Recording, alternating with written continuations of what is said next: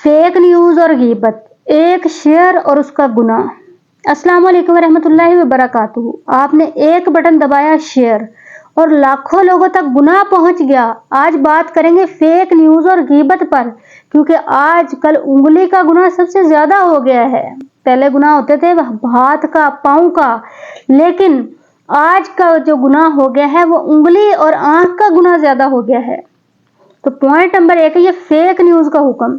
अल्लाह ताला फरमाते हैं, ए ईमान वालों, अगर कोई फासिक खबर लाए तो तहकीक करो आज क्या हो रहा है, बगैर पढ़े बगैर सोचे फॉरवर्ड।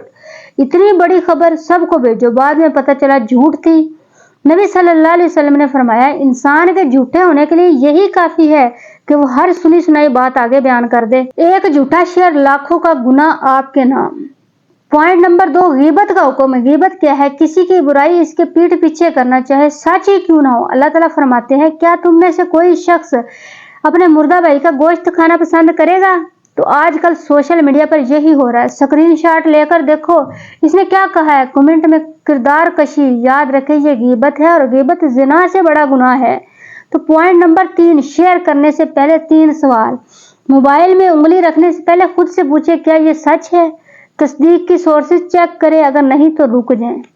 क्या इसमें फायदा है? ये शेयर करने से उम्मत को क्या फायदा होगा या फितना फैलेगा? अगर फितना है तो मत भेजो।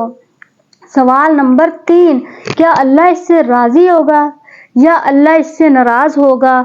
अगर जवाब नहीं है तो डिलीट कर दें, कोई जरूरत नहीं शेयर करने की। तो पॉइंट 2 और 4 के काम फौरन करो। काम नंबर 1, तौबा करें। अगर पहले कोई झूठी खबर या गीबत शेयर की है तो फौरन डिलीट करें, अल्लाह से माफी मांगे। काम नंबर 2, इस्लाह।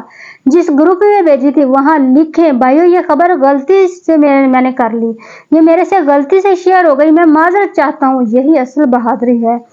तो खुलासा इसका क्या हुआ? जुबान के बाद सबसे खतरनाक उंगली है, क्योंकि ये लिखती है, शेयर करती है। इसलिए तहकीक करो फिर बोलो, इस्लाह करो, किरदार कशी ना करो। अल्लाह हमारी उंगलियों की हिफाजत फरमाए, आमीन। अगर ये वीडियो दिल को लगी है तो अपने दोस्तों को शेयर करो, शायद कि वो इन गुनाहों से बच सकें।